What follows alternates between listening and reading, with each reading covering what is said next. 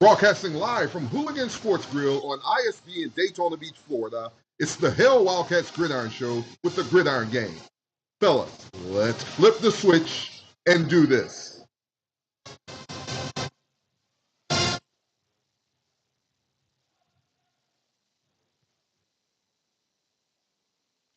Very pleasant good evening, ladies and gentlemen, and welcome to another edition of the Hail Wildcats Gridiron Show. We're here with my co-host, Mr. Ralph Smith, and Mr. Larry Wesley. Guys, how are you on this Halloween night? We'll start off with Ralph first. Thanks. You're welcome, big guy. Doing great, man. Still trying to understand what happened to us Saturday, but other than that, I'm good. How about you, Larry? Not bad at all, Ralph. Getting ready for Senior Day at the stadium this week, and also glad to be in here with TVs going and watch a good HBCU football game tonight between MEAC Powers, North Carolina Central, and South Carolina State. So it's a football weekend kicking off on Halloween night.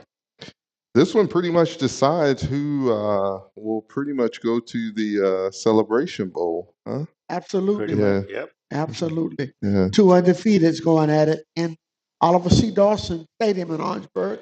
Yes, sir. They're coming off of homecoming there in A massive homecoming. yeah, massive homecoming. Yeah, definitely so. So, you had a good week. Not a bad week at all for me. I had a great week. That's good. Yeah. That's good. How was your homecoming? Let me ask you that first, Ralph. You know, it was a good experience. I had never experienced. It was a little wild to me. I'd never seen the infield. I'd never seen so much going on in the infield before at our tailgate, and not all of what I saw was good. And then find out afterwards that not all of it was good Exactly, at yeah. all. All right. So I tell you, I was awfully tired. Really, I tell you, I didn't do anything Sunday or Monday. It was so good to not have to do anything Monday because I really homecoming does that to you. You know, it does. it takes it out of you. But everybody had a good time. Seeing old friends. Wish we could have come out on the right end of the score, but you know, there'll be other games. Right, definitely. There'll be other games. Wish we could have came out on the right side of that score, as you said. But we just have to keep on pushing, keep on pressing, and you know, we'll get it right. We'll get it right. We know the things to do to get it right. It's just we have to do it, right? Absolutely. That'll take us into our SWAC recap. This past Saturday, these were the teams who played and their outcome. Mississippi Valley visited Arkansas Pine Bluff. It was also their homecoming. Arkansas Pine Bluff 35, Mississippi Valley 21. Those guys won't go away. I think the quarterback for Mississippi Valley rushed for 124 yards against those guys. So they're just trying to learn how to win. That's it. But they're giving great effort, and they're going to fight you to the very end. They will definitely fight you to the very end, as we saw ourselves. So definitely be looking for good things from Mississippi Valley. Then, as we said earlier, our Wildcats face the Jackson State Tigers, the number 1 team in the East. We come out on the wrong side of that score, final score 37-17. We'll cover that a little later. Texas A&M Commerce versus Prairie View A&M. Prairie View 34, Texas A&M Commerce 27. Anyone surprised with that? You know, to be perfectly honest with you, I've never heard of Texas A&M Commerce. You know, in the Did they change their name?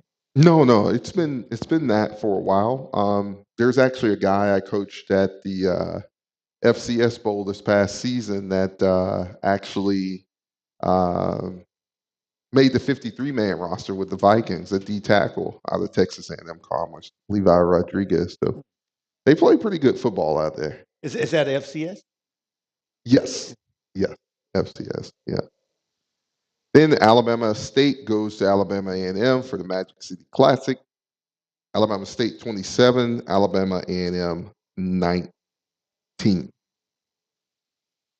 Yeah, excellent crowd there, over 69,000 people in venerable Legion Field Right, in right. Birmingham. And a great crowd and spirited football game. Alabama A&M scored a couple touchdowns late to make it, a close ball game, but the dominance on the part of Alabama State was apparent for 3/4 of the game. Right, right. And Gotcha. there's a lot of rumblings out of Huntsville about the safety, the safety of the heat on the seat of one Cornell Maynard. Yeah, literally. yeah, definitely, definitely.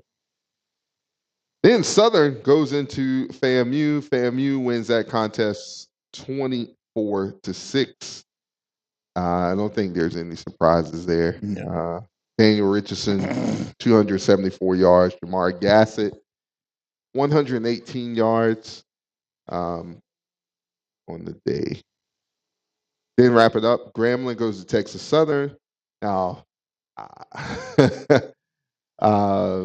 Texas Southern wins that contest 24-17 out in Shell Energy Stadium in Houston.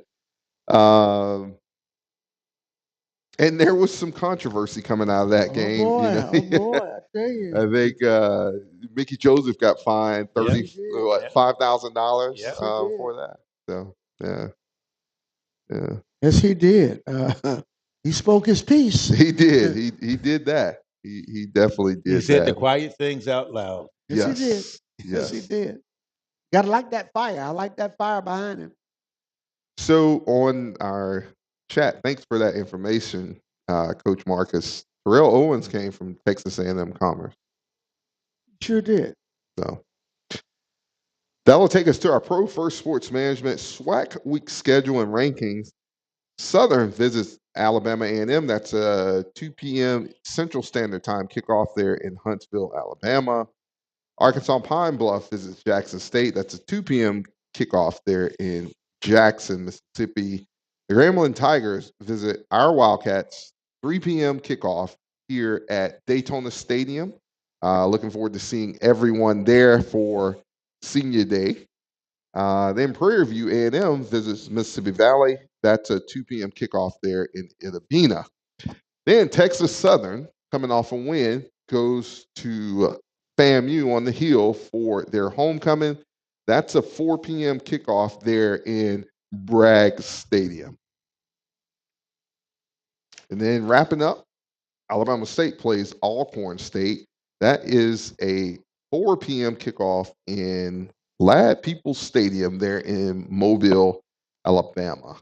Yep. So that's a classic down there in the same stadium that they play the Senior Bowl. Right, Yeah. definitely. Draw some people for that particular game. That'll take us right to our FCS computer rankings. In the SWAC, FAMU comes in at 32. They were previously 49. Jackson State comes in at 34. They were previously 32. So those 17 points, did them in a little bit. Yep. Alabama State, 74. They were previously 93. Southern comes in at 83. They were previously 76. Alabama A&M comes in at 92. They were previously 83. Grambling State comes in at 93. They were previously 75. Alcorn State they come in at 94, previously 86.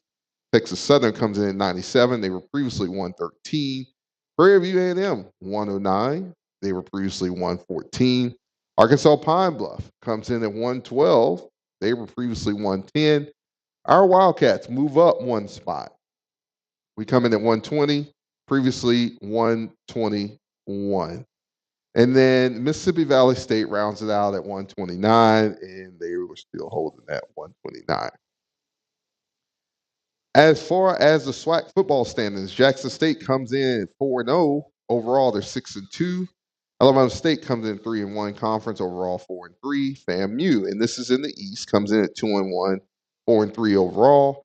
Alabama A&M comes in at 1-2. They're 3-4 overall. And then Bethune-Cookman comes in at 1-3. We're 1-7 overall. And then Mississippi Valley State comes in at 0-4 in conference, 0-8 overall. In the West, Southern comes in 3-1, 4-4 overall. Alcorn State comes in at 3-1 overall, 4-4. Texas Southern comes in at 2-2 in conference. They're 3-4 overall. Arkansas Pine Bluff comes in at 2-2. They're 3-5 overall. Grambling State comes in at 1-3 in conference, 4-4 overall. Hopefully they leave Daytona 1-4 and 4-5 overall. That's the plan. Prairie View A&M comes in rounding out the West at 1-3. They are 3-5 overall. Hopefully everyone's enjoying their homecoming night. We want to go flip over to NIL and the happenings. I don't know how many people viewed the town hall meeting that A&T had last night. It was with their athletic director, Hilton. Some interesting things coming out of that town hall meeting. Very transparent and it not only affects North Carolina A&T, it affects the whole FCS, which we are in.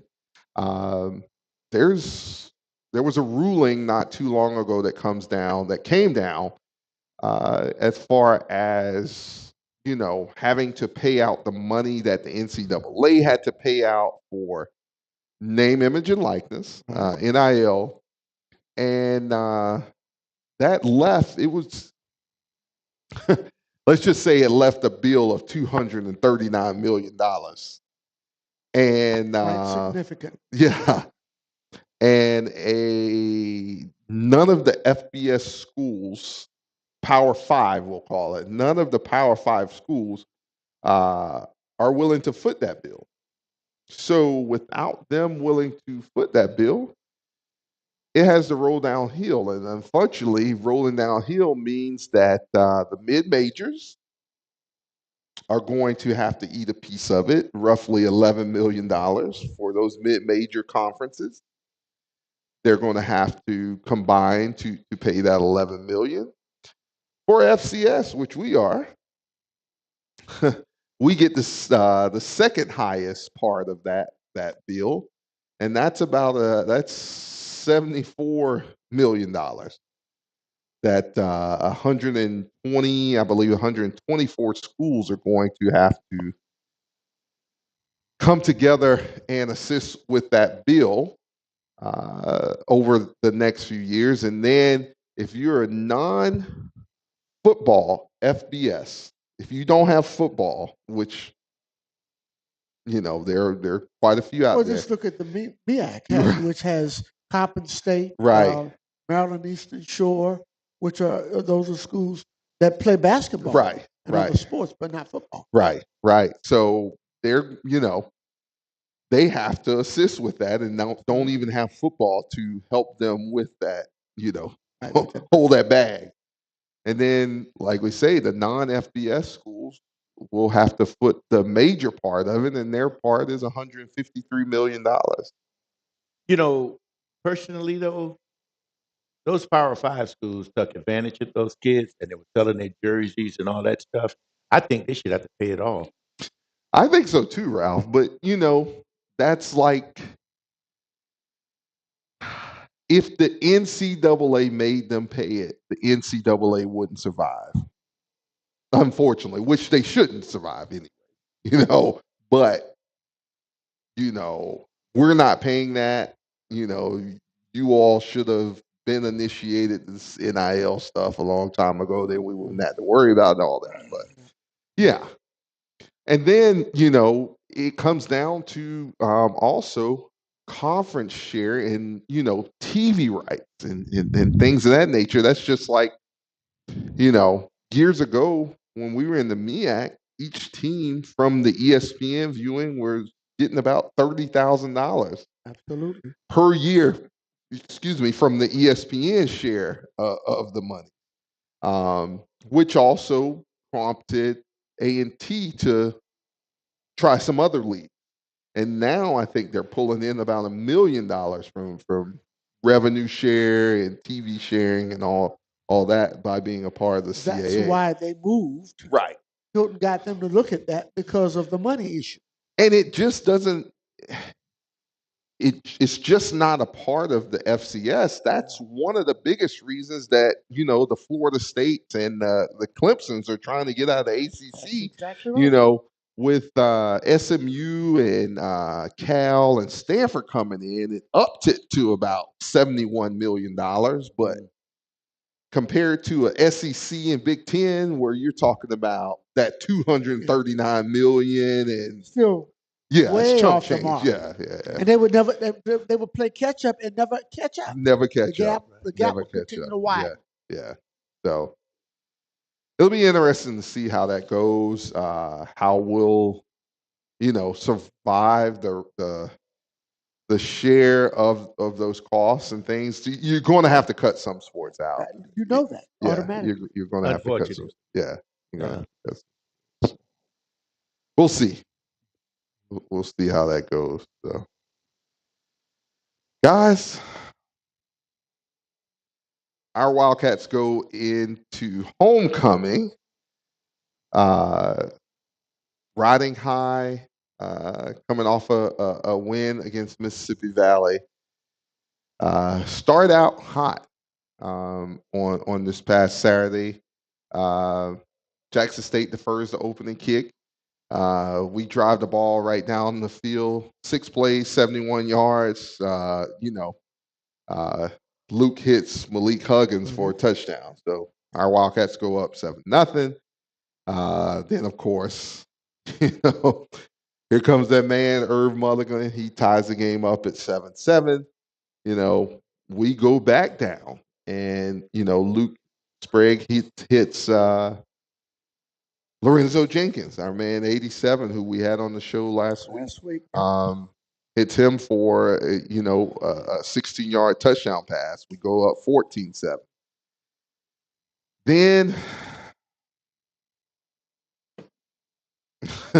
we go into halftime. We'll just take it to halftime. They come down, kick a field goal, 14-10. Then, of course, we come down, kick a field goal. We couldn't punch it in. We, 17-10, and then right before halftime, they knotted up 17-7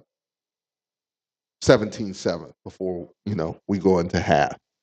So we'll put a pin in it right there. What was your reaction going into halftime, Ralph, at 17-7? What was your thought pattern? I know we talked about it. I was thinking that we had a plan B because I realized Jackson State was not going to let us do what we did to them in the first half.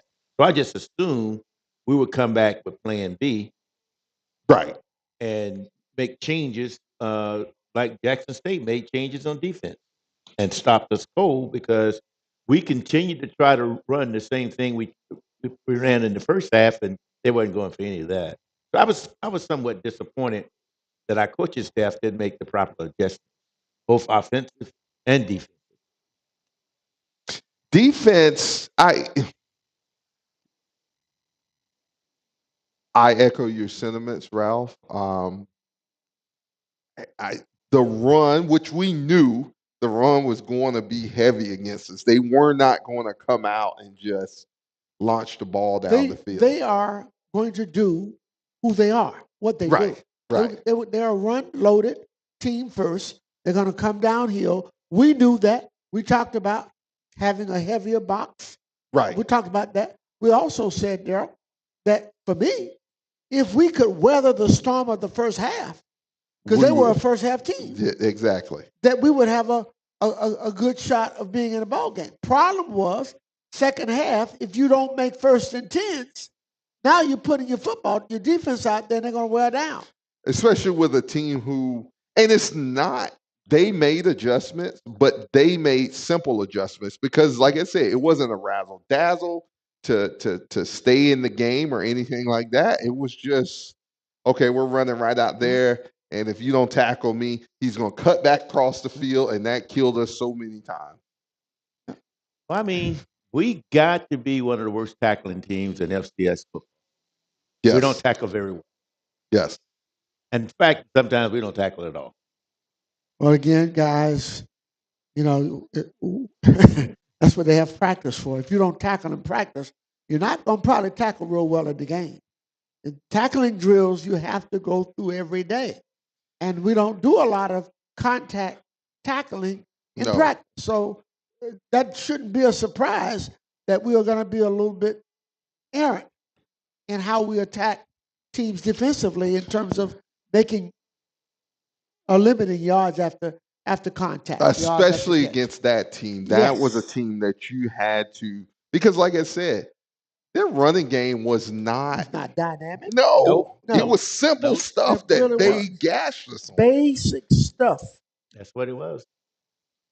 But nobody does anything special against us when they run the ball. They just run it at us. They know we aren't going to tackle them. That's just the way it is. We're not a very good tackle team. This is a game that's a physical game. And if you don't practice physicality, you're not going to magically find it just because it's Halloween tonight. You got to work on that, okay? Right. Exactly. And so those flaws that show up throughout the year are directly traceable to the fact that we practice that way. And when you don't get it done in practice, you're not going to play well. There was something so eloquently said during that game on Saturday up, where we were, was those guys are coaching over there too. So, if somebody, if we're killing them down the field, or we're taking advantage of their defense down the field in the first half, they have to make adjustments because they're getting paid to make those adjustments, just like our staff is supposed to. So when we go into halftime, hey, they're taking this away from us. So we have to come out with something that, I'm not saying leave your game plan totally, but throw a wrinkle in there that, keeps them off balance. We do not keep anybody off balance. That shouldn't be an alert. We haven't done it. We haven't done it the last 2 years. That's not something this staff really does. Right. I think I made a comment during one of the shows. I'd rather just see us play through halftime. We got to have a band come on. Yeah. But when we getting a break, we're not doing anything with a break. We're not making adjustments. So we come out and we're playing chess the first half. Yes. They're playing checkers. They make an adjustment at halftime. We don't even counter the adjustment. I don't even know if we thought about how to counter that adjustment. And we have real-time technology on the sideline and upstairs to make those adjustments. Each one of those coaches has a tablet right there and we see it in high school to where you're making those real-time adjustments on the fly. So let me ask you a question. Okay, they got tablets. You look. No. Go back and answer the question that I asked. No. I am. That's what I'm saying. Why don't we make adjustments? And that's what I'm saying. Our offensive coordinator should be upstairs.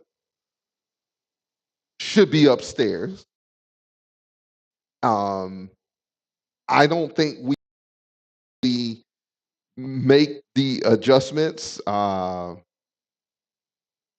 with him being downstairs. Yes, our defensive coordinator is upstairs, but I just don't think our game plan is that to to come in there and just say, I don't care where you put them. You can put them on the roof, upstairs in the basement, whatever. It's not about that. That's where I'm going, brother. That's where I'm trying to lead him down to the path. Because eventually, when he get to the end of the pass, he's going to say the same thing you and I've been saying all along. It's either you unwilling or unable. Or don't know how to. That's Unwilling more. or That's unable. more like it. You finally got closer to the answer, Daryl. That's where I'm going. You know, literally, literally. Unwilling or unable. I think for me, from watching this for the last 2 years, we go in. If we go in, we go in one plan. Now, if they counter that, we don't have another move. We don't have another move. We really Now, don't. are we talking about this year, both sides of the ball? Well, and I know we're talking about this year, but when you were going through the SWAC standings, right, and I'm looking at Alabama State in the East sitting at 3-1, and they've lost 2 starting quarterbacks. Yeah. right. Yeah. But their defense is stellar and keeps them in games. That's what beat Alabama A&M. Right. Our defense kept us in games last year. Sure did. Something happened to us with our defense. We still got the same defensive coordinator, and we got many of the same defensive players. You know, we lost a few, but we shouldn't look as bad as we're looking on defense. We really should. I mean, because if you look at our defense, we can't stop the run, and we can't stop the pass. And what else do we not do? Make adjustments. Don't make adjustments. We don't make adjustments. What do we? What can that be attributed to? I'm okay. Let me go like this. There's no change on offense in the last 2 years, so we can just throw that to the side. We already know that's dead in the water. We have this year said in the Tampa cover 2 more than the Tampa Bay Buccaneers. And I don't think you can. I don't think you can. I don't think you can bomb us out of the Tampa 2. Now we talk. We are radio people who don't even get paid for this. And last week, every week, you ask us what's our game plan. Right. We talked about heavy box. Right. Now these guys making big money at Cookman. They are making big money. And you gonna still sit. We've heard that some guys like this is the most money I've made. Ever made. You know, we've heard that. in 10 schools. Right. You're gonna still sit there and with a light box with a safety, 2 safeties on the hash, and yet here's this freight train coming downhill, and when your safeties, if they meet him, he's got a head of steam. Not only do you have two safeties on the hash, but you got 2 safeties who won't tackle a hamburger. Well, you know. They won't tackle a hamburger. I mean, come on, guys. It's no sense in trying to. We 1-7, and we're not getting any better. And we got talent. It's not like we don't have talent. We got talent. Oh, for sure. But what's our excuse then? Headsets. You got Alabama State, just like Larry said. Their quarterback couldn't hit a bull in the ring. No, sir. All they're going to do is run. We know that. And what defense we come out against Alabama State? Same cover 2. Cover 2. You know, years ago, when the Dunkel Index used to come out from Big Dunkel years ago, and Bethune had some good defenses. A couple of times, we led the nation in pass defense.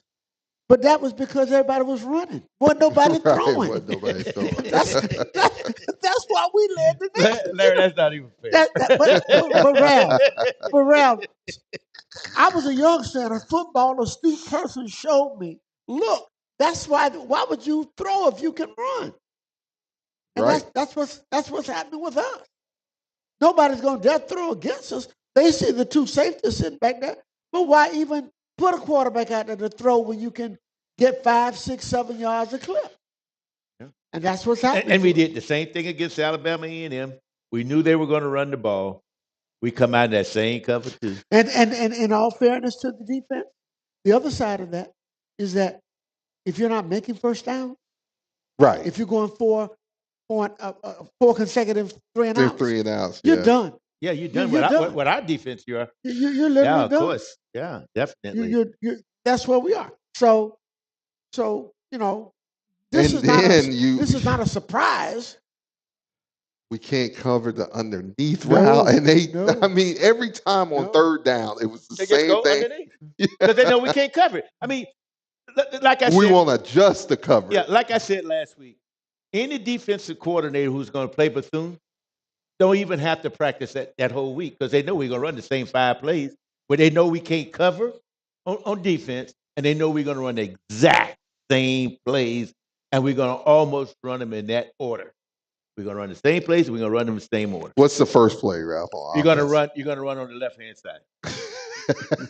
What's play 2? You're going to throw the pass over to the sideline. 3? You're going to go for all of it. You're going to throw right down the middle. You're going to do it. They've been doing it for 2 years. And then what? Bring the punter in? That's the best play of the offense. That's the most effective play. It's all jokes aside, we aren't going to beat anybody with how we think offensive. No. We aren't going to beat anybody. And now defensive, because every team should study not only the opponent's tendencies, but our own tendencies. Right. So we're easily defended because anybody looking at us sees that we don't make any adjustments at all. We stay with the same tendency. We do nothing different. Like you said earlier, just weather the storm. Stand there and be the weather channel. I mean, Jim Cantor, and you make it through the storm. I mean, you would think with the rush that Jackson State was putting on in the second half, we could have screamed them to death. Automatically. Oh, by the way, we don't have a screenplay though, do we? Haven't had one in 2 years. Your script is in your back pocket, man. It's in the. I don't think. Tucked in your I pants. think that's a blank piece of paper. I don't think there's anything on it. I have to concur with my man. I don't think it's anything. It looks good, but it's nothing on that paper. Luke Sprague finishes the contest with 15 of 23 with 190 yards, 2 touchdowns. As we said earlier, we drive down the field, score on our first 2 drives. Again, Lorenzo Jenkins comes up huge early on in the contest. Same with Courtney Reese. We stopped going to our tight ends. Our tight ends were very valuable. We ran a 2 tight end set, and just went away. No sack on defense, no sacks. Not that they passed a whole lot, but on those third downs when we should have got pressure and someone should have been covering the guy on the, he was open like 7-Eleven. Okay, you could call the player who's going to be open. His nickname needs to be 7-Eleven because he stayed open. Literally. With Saturday's loss for homecoming, we're 50, 28, and 3 for homecoming. We haven't won one in 6 years? At least 6. Yeah, lost 5 consecutive homecoming games after winning 9 straight. Statistics for Saturday's game: Jackson State total yards 513, Bethune-Cookman 302. Passing yards: Jackson State 164, Bethune-Cookman 190. Rushing yards: Jackson State 349, Bethune-Cookman 112. Penalty yards: Jackson State 6 for 60, Bethune-Cookman 5 for 40. First downs: Jackson State 22, Bethune-Cookman 14. Third downs: Jackson State 8 for 15, Bethune-Cookman 5 for 13. Fourth down conversions: both teams were 2 for 2. Time of possession: Jackson State 30 minutes, Bethune-Cookman 30 minutes. And that's how that one rounded out. Dan Ryan, glad to see you, brother. Welcome back to the Hail Wildcats Gridiron Show. That's a wonderful look right yes, there. It is. Yes, it is. My man, Dan. Guys, it's that time where we sit in our meeting room and we go to grade to turn in our grades to our proctor, Mr. Larry Wesley. So, guys, we'll start with the quarterbacks and we'll include headsets. Ralph, take it away. So are we including the grading? Are we grading the headsets and the quarterback separately? You can do that if Okay, you would so like to. headset F. Quarterback, I'm going to give him C. Larry.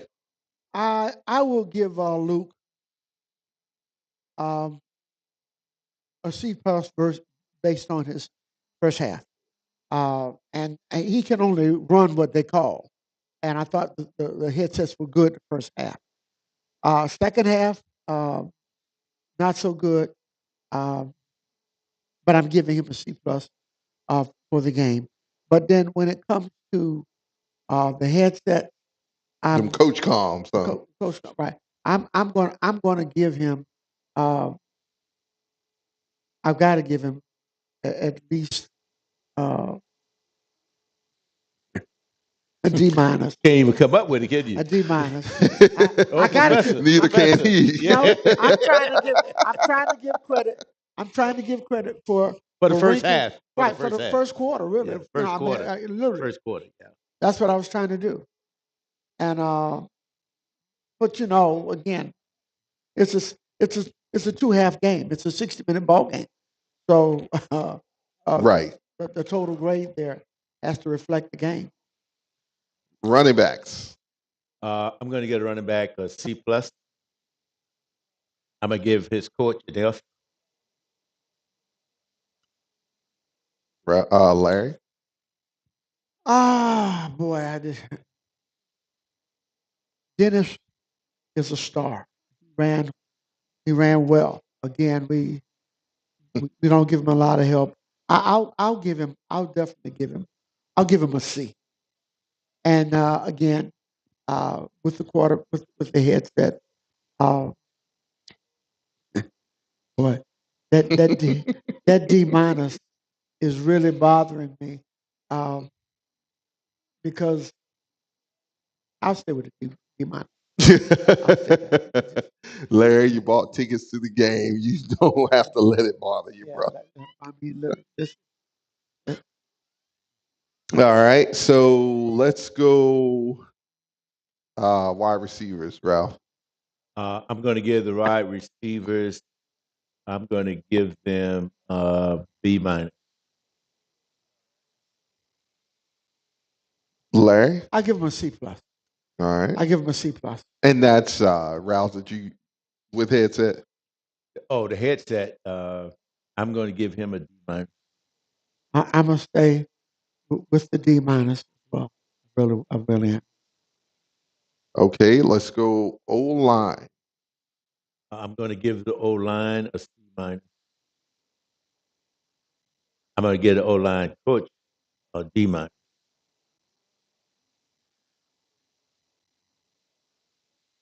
Larry. I'll stay the same. Overall offense. I think that's where we are. Well,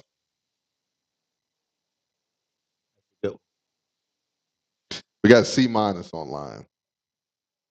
yeah, that's where I'm headed. I'm either headed C or C minus. Yeah, that's where I'm at. Larry. I'm gonna go D. Okay.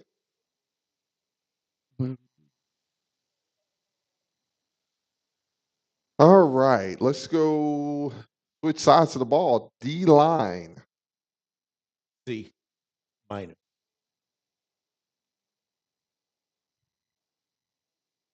Including headsets. Oh, the headsets, D minus. Larry. I'll stay with D minus on that also. Okay. Let's go linebackers. Including headsets. D Ralph. minus.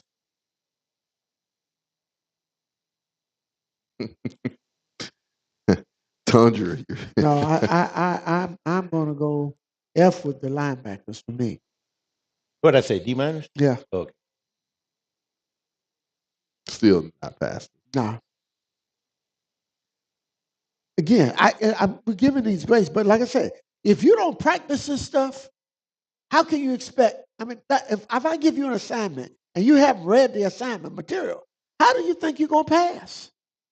You got to practice tackling and practice filling gaps and stepping up, taking on ball carriers. We don't do that. Yeah, when you see smaller size running backs just dominating your linebackers. We knew where he was going to be. We knew. They just he wasn't telling us. He wasn't trying to let us know he was going somewhere that he wasn't. They ran right downhill. Stop us if you can. There was numerous times we were in the backfield to make plays, and it was we couldn't tackle. This team can't tackle. I don't know what's the deal is. And it wasn't like he was squirmy and shaking anybody. He's not that big. Nah. He's stocky. He's bulky. He runs hard. You're not going to arm tackle him. No, you're not. You got to wrap him up. You got to wrap him up. Got to wrap him up. And let's we get Grambling this week. They're a little more vanilla, but when you go to Southern, you're going to see the same game plan. They're going to run that football all day long, and we're going to come out with that same cover too. We don't adjust we don't set our offense and defense up to the team that we're playing. No matter what, we coming out with the same doggone thing, same look, same everything. But anyway, cornerback, defensive back, rather. F. I agree. F. I agree. Both. F. I agree. Wow, look at there. North Carolina Central's OC's upstairs.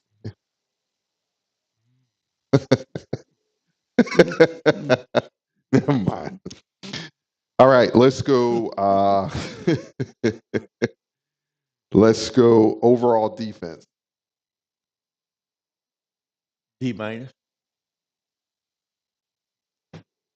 Larry? F.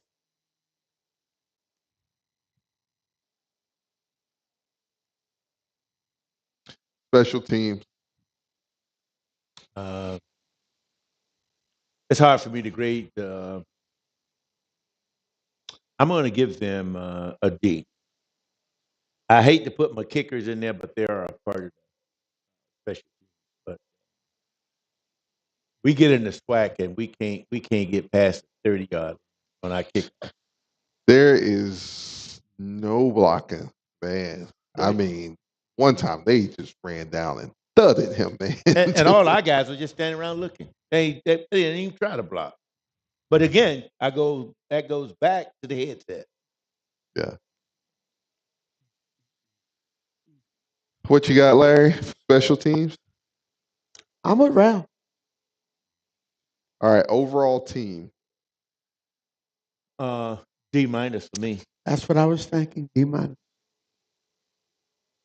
Coaching staff, F minus. Why the monocle, Jerry? Why the monocle, big guy? All right, there we have it. There was the grading period. Daryl, Ralph and I attended BCC. This needs to be said. Yes, we sir. attended BCC. We are going into game number 9 of a 12-game season. Back at BCC, as soon as we got past the midterm and everything, we didn't have midterms like they do today. They would send out a notification called the DIF list.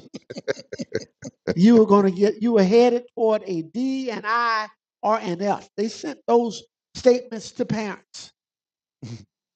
Bethune-Cookman was a school back then, like many colleges, where they would put you out of school if you graded poorly. They would put you out of school. You had to qualify to get in, but they would put you out. They had statements like, if you are not here for academic business, you have no business here. This football team reminds me of that. We've been grading each week. Guess what? We're going to have a final exam, too. We are going to have that. In the words of the legendary coach of Bethune-Cookman College, Rudolph Gonzalez, Bunky Matthews. In Bunky's class, they would ask, Coach, how am I doing? And Bunky would say, you're too late for this semester, but you're too early for the next one. you don't have a chance. Okay, that's what this football team reminds me of. Wow. But we got 4 more games left. And it's going to be interesting to see what we do moving forward with these 4 more games. I like to think that I'm optimistic, but I'm not quite sure. We haven't made any improvement this whole year. Were you surprised to jump out on Jackson State like that? Well, this is my opinion, and I've said this. I don't think the SWAC is that strong of a conference. Right. Really, I mean, I think there's teams in the MEAC who's not doing well can beat just about everybody in the SWAC conference.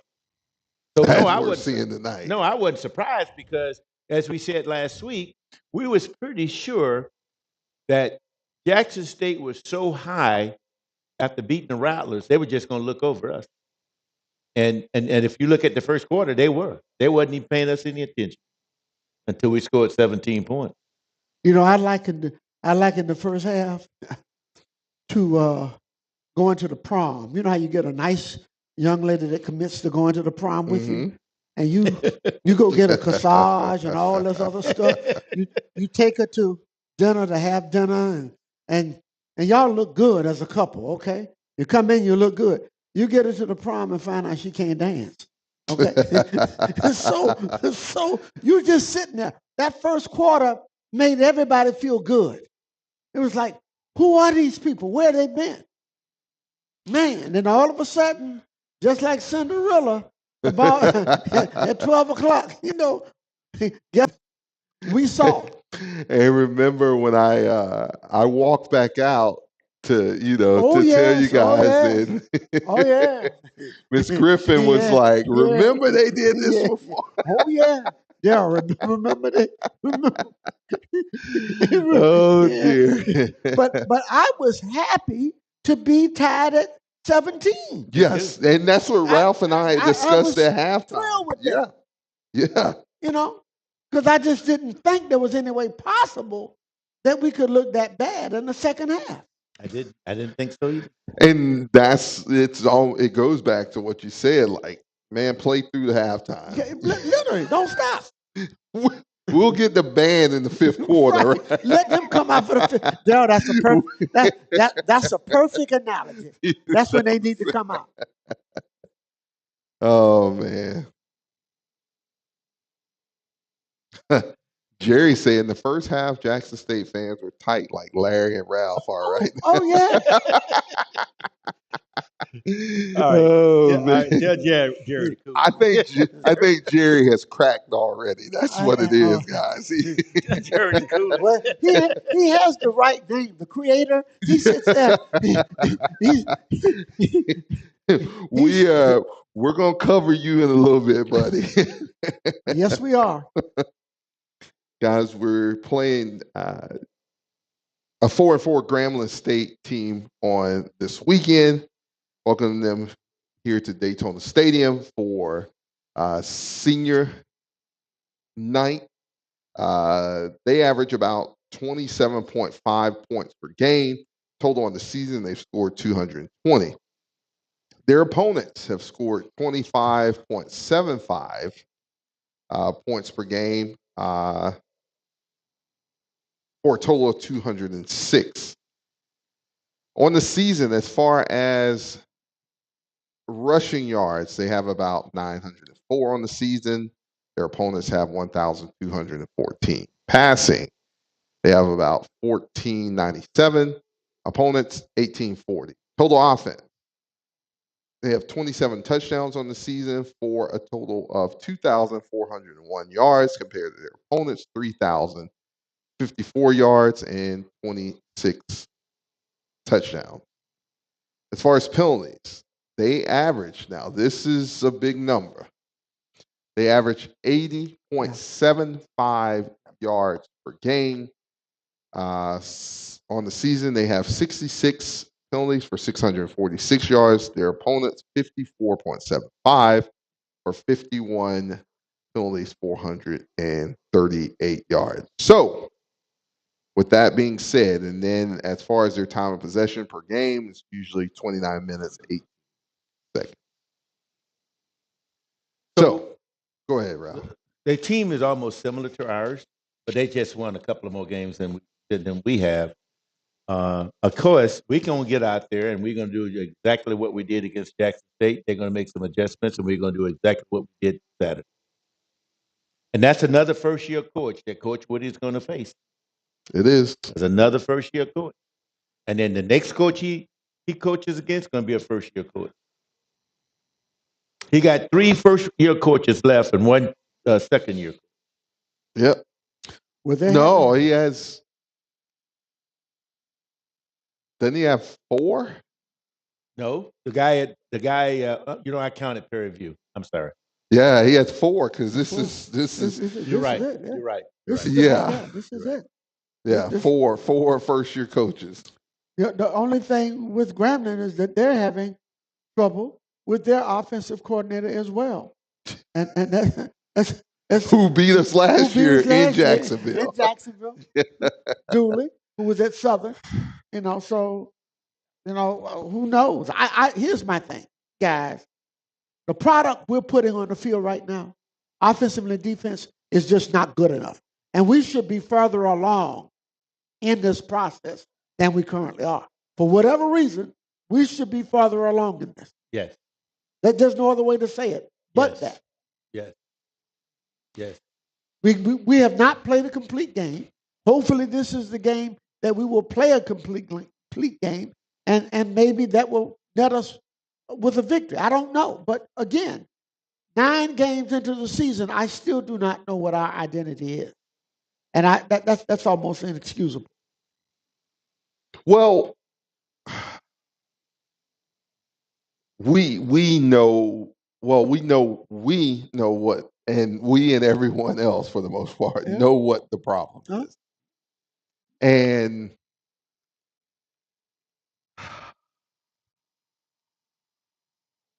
I don't think it won't be fixed this year. Unfortunately, it just won't be fixed. Is it fixable? That's what I hope we can fix it. Which part? Both, on both sides of the ball. You thinking we're going to fix that issue? No. That's what I'm saying. It can't be fixed this year. Now, during the off season, it can be fixed. Okay. Yeah. But I don't think this year. Now, can we, for lack of I won't use the word that I want to use, can we Band-Aid it up and put it together and put the 1,000 dying?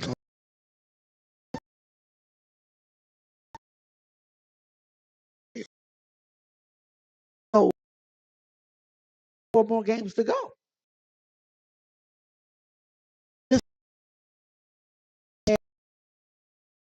Nobody had us. No. That was unthinkable. That was unthinkable. And yet here we are. And as in the words of Bill Parcells, you are what your record says you are. That's just as simple as that. Right.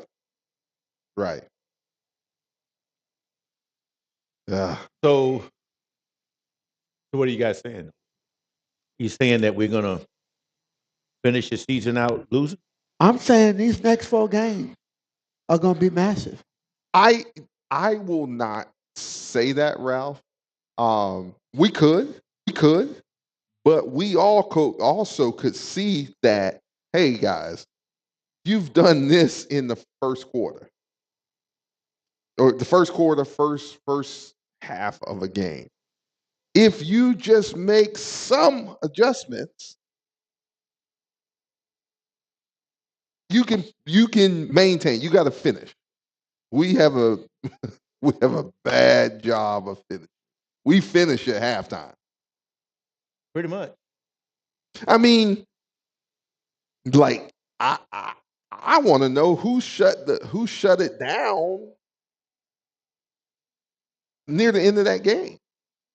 When we start just running the ball and conceding to, not even trying to get the ball downfield when they were giving you downfield.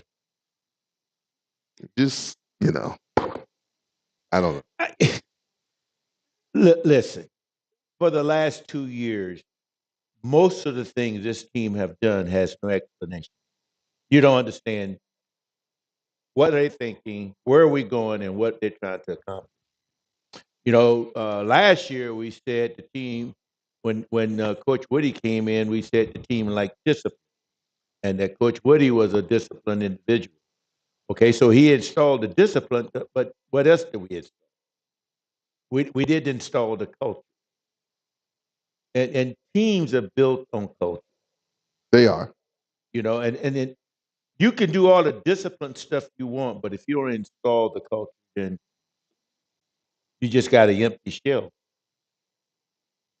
And really, if you look at the Clark game, we came unglued because we lost that game because being undisciplined. And composure, yeah. Yeah, we lost our composure. We started hitting people 15 yards out of bounds. Just stupid stuff. But those people who created those penalties, were they actually here with us last year? Nope. No. So when you go, that's a part of it too. The continuity. When you go in that portal, there's no guarantee that you're going to get a buy-in from those kids who come from other programs, and they're in that portal for a reason. It gives and it takes away. Well, my opinion has always been that portal is not good for FCS schools. Because any player that's in that portal, it's something ain't right with that guy. Either he can't make it up there or he got some serious attitude problem. And you bring that into your organization, it's just gonna escalate. I mean, because if you look at it, we haven't got any major contribution from any of the players we got out of any of them. How do you feel about the younger guys who are playing? Oh, I think we should play all young guys for the remainder of the season. Well, that's pretty much. I mean, that's pretty much the way it's going. It's going to have to be that because the portal guys are leaving after the Florida Classic. Yeah, they're gone. I mean, what we should do is just stick with the guys that we recruited and brought in here and play those guys and just get ready for next year. I wouldn't mess with those guys, those portal guys. They haven't contributed anything. Can we as fans put up with that? And what I mean, we don't have a choice. Maybe no. What I'm saying is, when you're playing the younger guys, they're not going to have the experience. Can you? I know we're 1-7 right now. Can you as a fan, can you stomach that? I think we're more pleased with that because they possibly we know in the future. Yeah, we got to re-recruit them because of NIL now. But they're our hope for tomorrow. But think about it. Dennis Farmer didn't play the first 5 games. Right. He's a freshman. We start playing him. Look at the production we're getting out of him. I mean, I don't know. I mean, like I said, I never thought that the only person that got anything out of the portal was Prime. And Prime had a lot of money back in him. Right. I mean, the portal is about money, right? It is.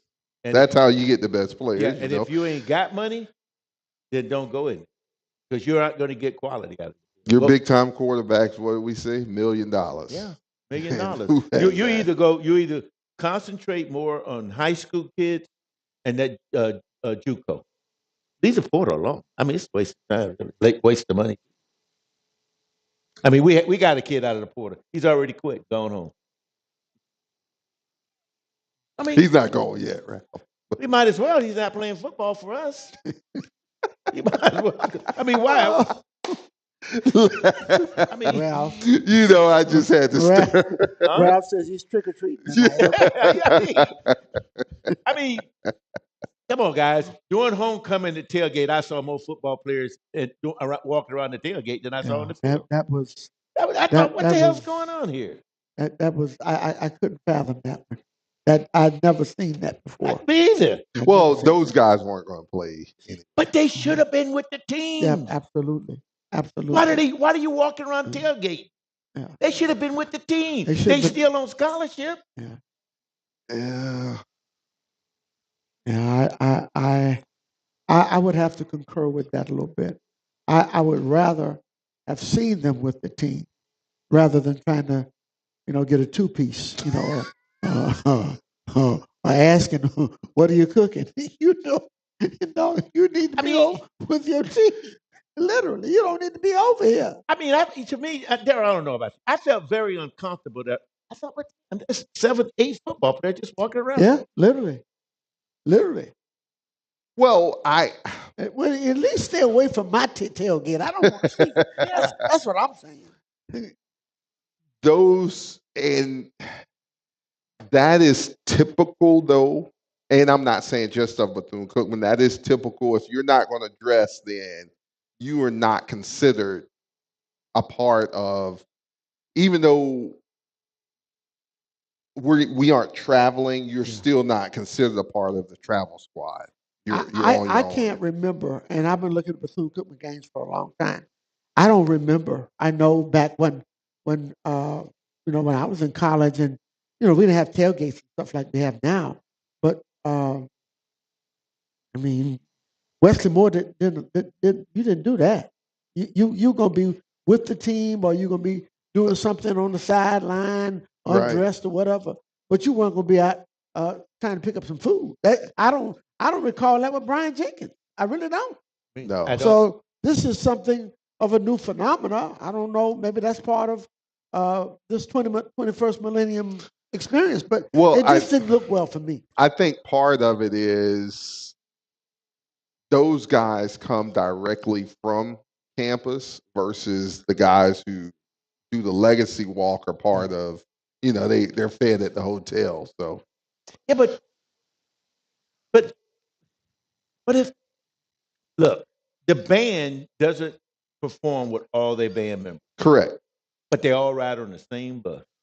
Yeah, but they're dressed though. They're dressed out. Dude. But they're dude, then put them on the sideline with our jerseys on.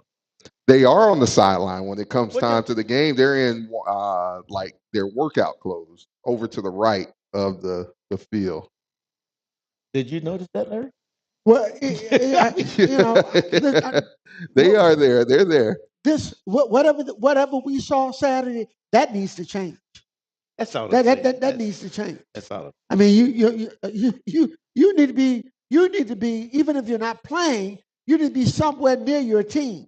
It's all a part of the culture. Yeah. I mean, I get the fact that you're not dressing. I get that, but I have never seen as many as I saw Saturday. I mean, literally. Yeah. and they were coming up wanting to shake my hand, and I'm preparing food. So I'm like, wow, something's going on here, guys. That I have not seen before. I'm gonna leave it at that. I've not. I haven't either. So I'm sure it's a reasonable explanation, and nobody's going to it might be reasonable, but it's not acceptable. Okay. Yeah. That's what I'm getting at. Yeah. I'm at the point now where I don't make excuses. No. But it's not. All I'm saying is, if a player's redshirting, then do you want him talking to a player who's playing? But if he's redshirting, if a guy is redshirting, ordinarily the coach is redshirting. Yeah, that's what I'm saying. But my point is, he's still getting paid. And what I mean by paid, he's still on scholarship. Not all of them are, though, Ralph. So are you saying that most of the guys we saw hitting the tailgates Saturday or tail? No, Yeah, I'm just. you're not saying that, are you?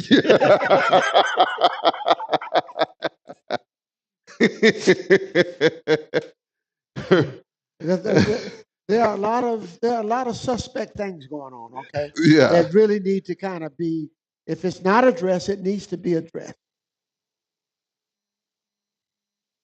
You would think, right? It needs to be. But- We live in a very optics world. Optics have to make sense, and if they don't make sense, somebody needs to explore why that's happening. Daryl has gone speechless. no, I'm not. I'm just saying that you're not going to see the same guys who walk in the legacy walk and the guys who don't walk in the legacy walk because they don't come from the same place. Oh yeah, I understand that, Daryl. I do understand So that. But all I'm saying is, if you're a football team, you should be doing football stuff. So if you ain't, I don't expect to see them walking the legacy walk, but that would be a good idea to put them in the back.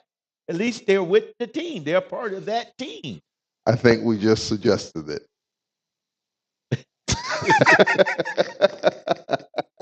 I think we just suggested it. You think? I think so. I think they should be in that walk. I don't know. I do too. I think they should. Just like, Well, we do go on campus and pick them up on a separate bus and then bring them out to the stadium. that's what I'm saying. I mean, like we said 2 weeks ago, we even think ex-football players should be in that walk. Yeah. All this goes into the final grade, guys. It does. It really It does. It does. Because that's part of building that culture, from that perspective. And right now, it just shook me. It really shook me Saturday. Me too. I was like, And a couple of these guys, I knew. There were many more that I saw that I didn't know as well as I knew these two. But I mean, because Larry was talking to one of the football players, and when he left, I said, "Larry, who is that?" yeah, He said, "He said that's a wide receiver on our football team." And I'm thinking to myself, I didn't say it to him. What the hell is he here talking to us about? I mean, shouldn't it be somewhere with the team? And he went and told some others I was over there. He brought them to me. They all came over there shaking Larry's hand. I'm Like I wanted to see them. I'm like, oh my goodness, no, not today, guys. No, I don't know. I don't either. But for the people out in the audience, we're just talking about stuff that we thought was unusual on homecoming, and that was unusual to us. Oh yeah, we lost the game. We didn't want to lose that game. We thought that was a game we could have won. Like we thought we should have won the last 7 as well. But anyway, that's just frustration between us. Right? Now I'm still advocating coming out to the game this week for senior day. Oh, for sure. Those guys who are seniors and who are going to be recognized, we should be there for that. I agree. I don't know how many or whatever, but that's a big moment. That's a big moment. Their families would be there. Our crowd should be there, to receive them in that regard, because that's a milestone for them. So Willie brings up an interesting point. He says, how about team to have practice in the afternoon after school? So I know we talked about this in the previous in some previous shows. What do you guys think about that? When do we play our game? In the morning or in the afternoon? In the afternoon at 3:00. And we should be practicing in the afternoon at 3:00. But are you missing practice by doing that? And what I'm saying by that is, so if we were to skip a morning practice, right? Mm-hmm. And then you could come back in the afternoon for meetings and watch film from the morning practice to work to, if you did something wrong, you can correct it. But Daryl, so we changed from afternoon practice the morning. change in But practice. how do you know that though? That's the one big change we made. The morning practices, and we stopped practicing. Those are two big changes. The locker room, but it hasn't made us better. But you weren't going to get better, Ralph. That we just going to stay mediocre. No, the reason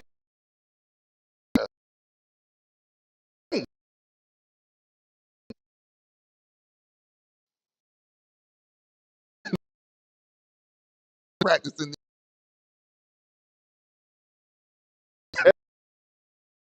We running the same plays we learned last year at the same sequence. Now, if you practice in morning or night, or you stayed out there all night, there's some factors that did not change. I agree. Yeah. I agree. Well, I understand the argument for basketball, but not for football, because there's too many bodies. And I just don't think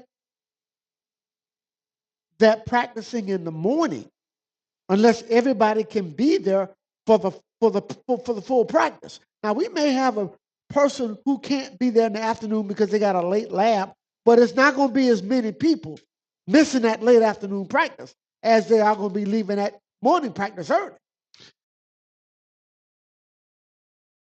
Schools practice in the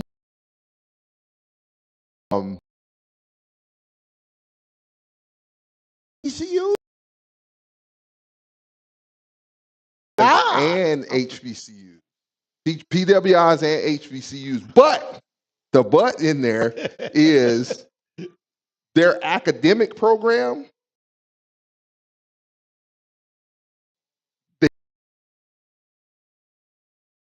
get that fixed up. Well, we do that. We That's need to what stay I'm in the saying. afternoon. If you're and I'm with you. If you're telling me we practice in the morning, and so we video in the morning, and we come back and we make corrections, in the afternoon or in the meetings that we have in the afternoon, that sounds good. But none of the corrections that we're making are transferring to the football field. Well, we're not seeing that. We also know that half of the problem is what we still don't have in the locker room, because now you have to leave the shower so you're not smelling class But up. that's why I was, because you don't have to go to class. That's my whole thing, and that's what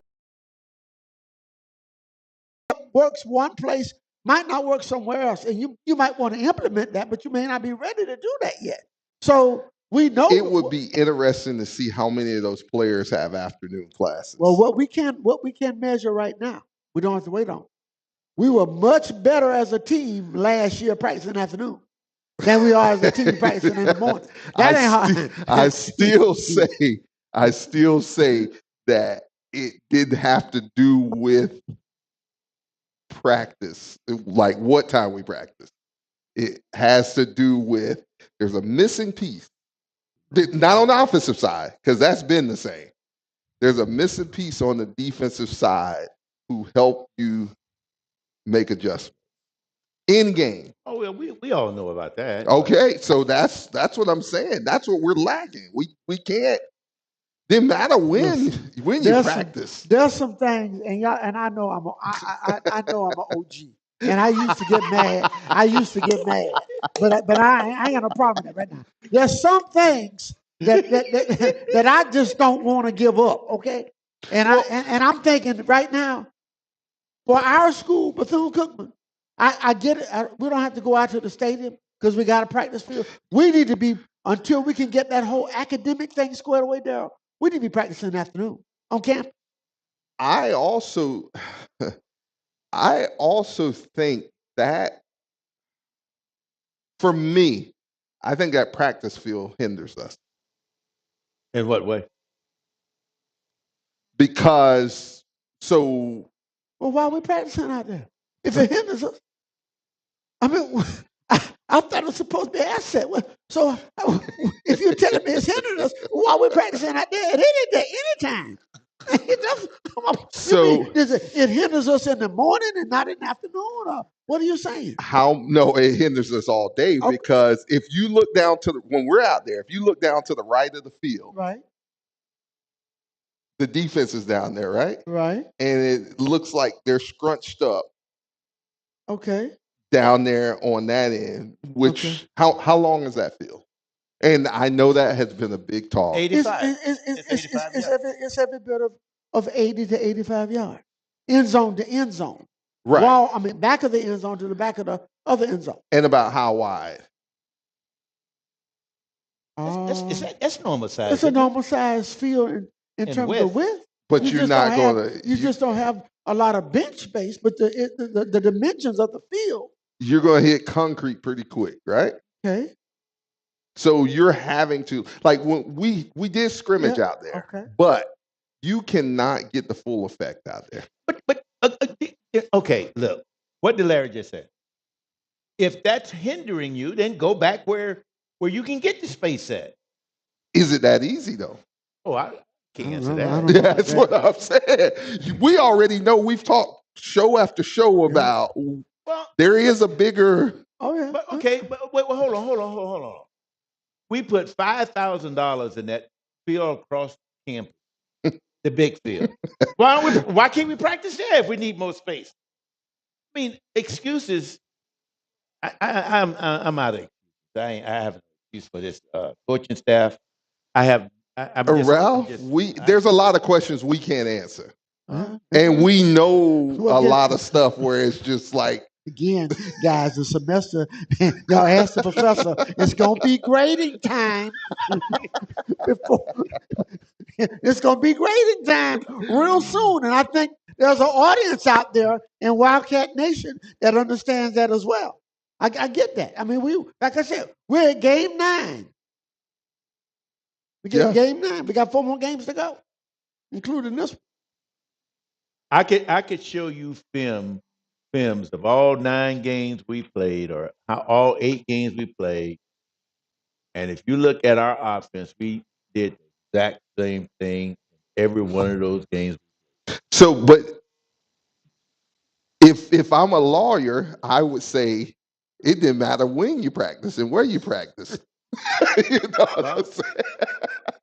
That was going to be. You know but again, you made mention of the size of the field and nowhere to stand. And no, I specifically said that as far as our defense is concerned,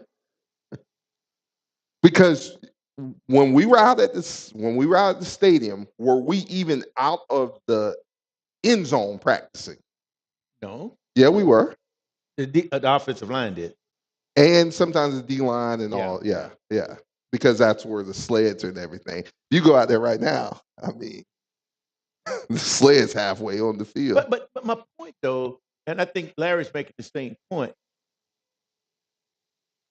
To be perfectly honest with you, our coaches have not delivered. They're not delivering. But I'm saying the same thing. That's what I'm saying is it didn't matter where you practiced that. They weren't going to deliver. Oh. If UPS doesn't deliver your package, if you want it here at Houligans or you want it at my house, the package still didn't come because they didn't deliver. Oh, I was thinking that you were saying that because we're practicing on campus, it's kind of limited us. And It has, but it still wasn't going to change. And that's why I say we lost the piece on defense. The piece that we had that helped us on defense last year, that piece ain't there no more. So now we're in the same boat.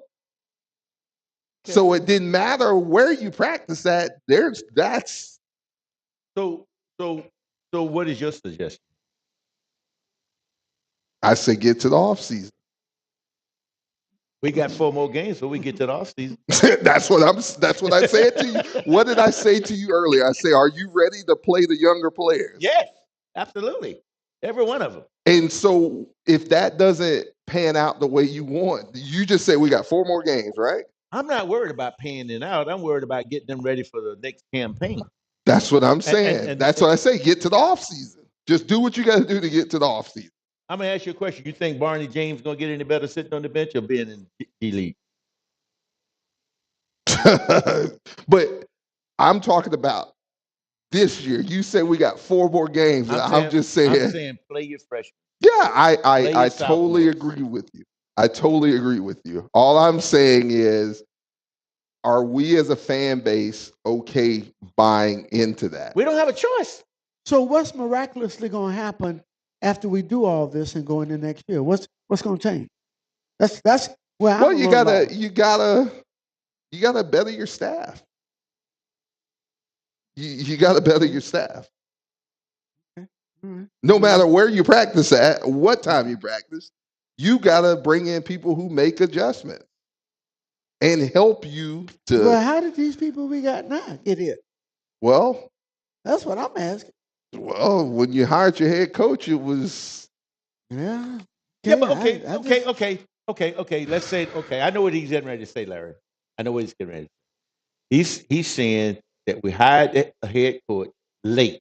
I got it. Okay. Okay. And then what he's saying, correct me if I'm wrong, Go ahead. that when he selected the coaches, he got what was left. Okay. Because all the coach worth anything had already been chosen and they were gone. He was almost chosen himself. But my point, Okay. and I agree with that. I totally agree with that. But my point is, well, since you getting these guys at the last minute that you don't know that much about, why would you give them a 2-year contract? But that might not be up. That's what I'm saying. There's a lot of factors that aren't left up to the head coach. Like they're like going to the SWAC. Who made that decision? The president. Okay, that's my point exactly. The president ain't got to go out there and play the game. So what I'm saying is there's a lot of decisions that are taken out of people's hands. When it comes down to contracts and things of that nature, you hope for certain things as a coach, but you have to then lean on the people who are going to pay the money, and they make those decisions. Are you following this? I'm listening, and I'm also looking at the ledger here on the screen, because I'm like a lot like some of the people out here, Travis Rowland and in general. What's wrong with the grass field that we had before? Even though we got some divots in it, we had. No, that field is immaculate now. Then why aren't we using it for Because the school does not want to use that field. They say they put turf practice field over there. They are not keeping it up. So, but they still cut it. That's not them who's getting the cut. Well, who's getting the cut?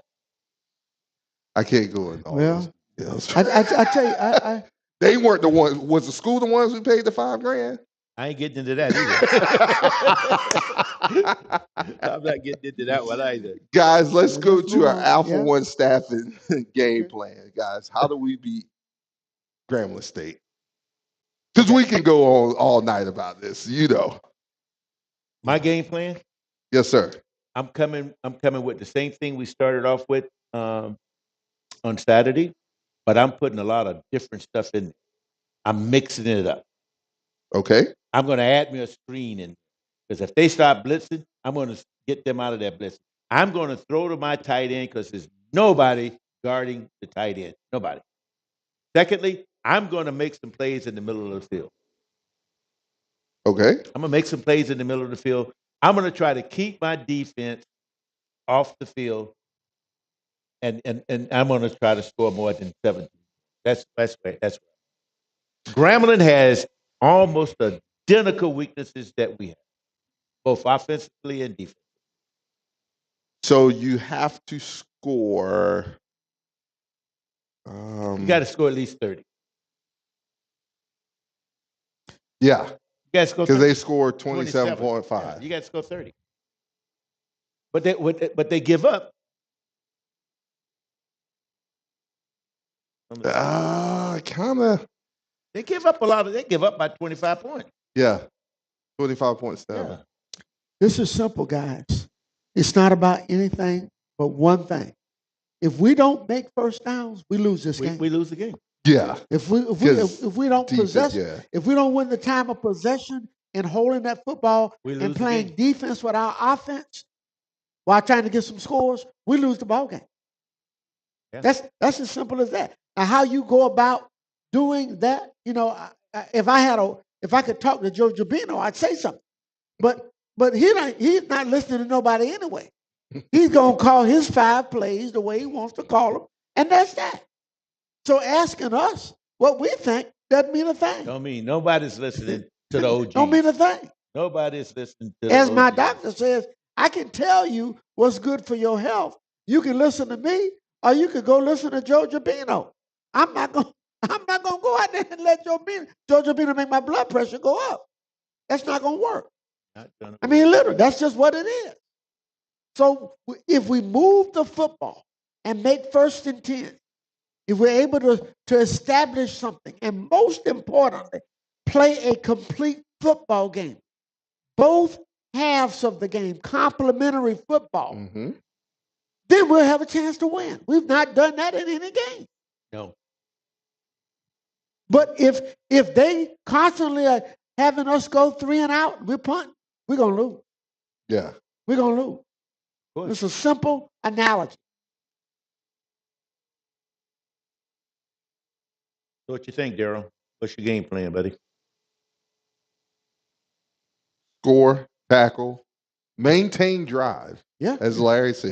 That's it. Maintain drives, move the ball down the field, score on every drive, whether that's a touchdown, whether that's a field goal. Yeah.